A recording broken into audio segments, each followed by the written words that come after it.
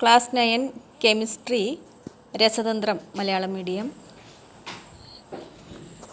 2019 annual എക്സാമിൻ്റെ question പേപ്പറും അതിൻ്റെ ആൻസേഴ്സാണ് ഈ വീഡിയോയിൽ.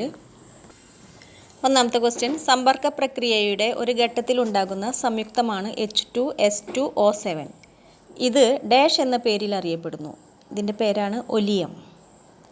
രണ്ടാമത്തെ, H2+Cl2 gives 2HCl. ഈ രാസപ്രവർത്തനത്തിലെ ഓക്സികാരി ഏത്? ഓക്സികാരി ക്ലോറിനാണ്. മൂന്നാമത്തെ, ബന്ധം കണ്ടെത്തി പൂരിപ്പിക്കുക.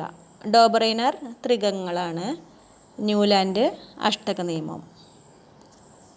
നാലാമത്തെ, കാർബൺ ആറ്റങ്ങൾക്ക് പരസ്പരം സംയോജിക്കാനുള്ള കഴിവുണ്ട്. ഈ കഴിവ് ഏത് പേരിൽ അറിയപ്പെടുന്നു? ഉത്തരം കാറ്റിനേഷൻ.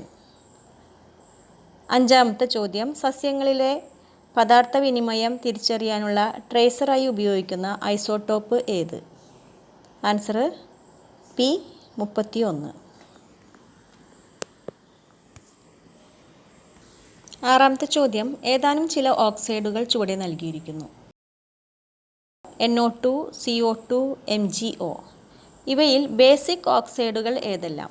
ബേസിക് ഓക്സൈഡുകൾ Na2Oയും MgOയും, സോഡിയം ഓക്സൈഡും മഗ്നീഷ്യം ഓക്സൈഡുമാണ്. ഇനി അസിഡിക് ഓക്സൈഡുകൾ NO2, നൈട്രജൻ ഡയോക്സൈഡും കാർബൺ ഡയോക്സൈഡുമാണ്.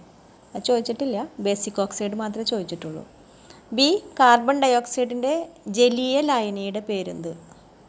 ഉത്തരം കാർബോണിക് ആസിഡ്.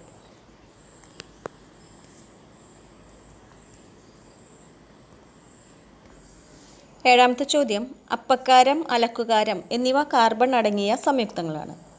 അപ്പക്കാരത്തിൻ്റെ രാസസൂത്രം എഴുതുക. NaHCO3, sodium bicarbonate. ബി, ഈ സംയുക്തങ്ങൾ ആസിഡുമായി പ്രവർത്തിച്ചാൽ ഉണ്ടാകുന്ന വാതകം ഏത്? കാർബൺ ഡയോക്സൈഡാണ്. എട്ടാമത്തെ ചോദ്യം, ചുവടെ നൽകിയിരിക്കുന്ന സമവാക്യങ്ങൾ പൂർത്തീകരിക്കുക.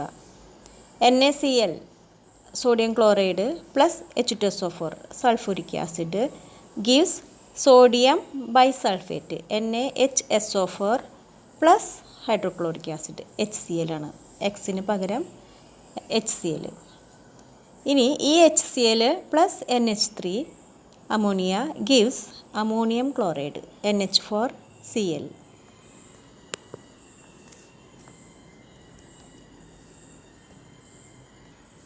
ഒമ്പതാമത്തെ ചോദ്യം, ചുവടെ നൽകിയിരിക്കുന്ന പ്രസ്താവനകളിൽ ഗ്രാഫൈറ്റിന് അനുയോജ്യമായവ തിരഞ്ഞെടുത്തെഴുതുക.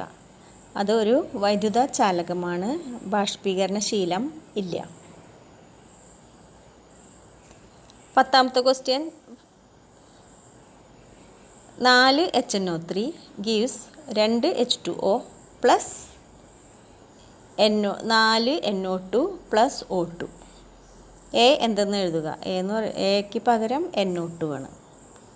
ബി, ഉൽപ്പന്നം എയുടെ ഏതെങ്കിലും ഒരു സവിശേഷത, ഒരു പ്രത്യേകത. അത് NO2 ചുവപ്പ് കലർന്ന തവിട്ട് നിറമാണ്.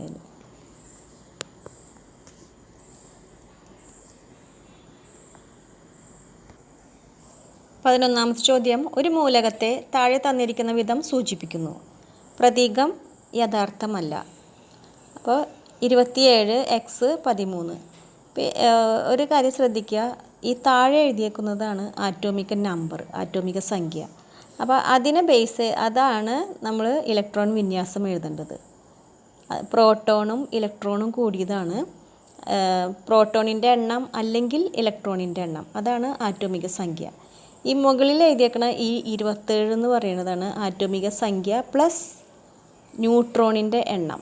അതായത് ന്യൂട്രോണിൻ്റെ എണ്ണം മാത്രം കാണണമെന്നുണ്ടെങ്കിൽ ഈ 27-ന്ന് 13 മൈനസ് ചെയ്താൽ മതി. അപ്പോൾ 14 കിട്ടും.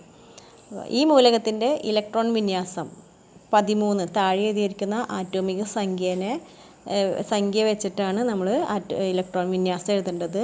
2, 8, 3. ഏറ്റവും ഊർജ്ജം കൂടിയ ഷെല്ലിലെ ഇലക്ട്രോണുകളുടെ എണ്ണം. ഏറ്റവും ഊർജ്ജം കൂടിയതെന്ന് വെച്ചാൽ ഏറ്റവും ലാസ്റ്റ് കിടക്കുന്നതാണ് ഊർജ്ജം കൂടിയത്. അതാണ് 3. ഈ ആറ്റത്തിലെ ന്യൂട്രോണുകളുടെ എണ്ണം 14.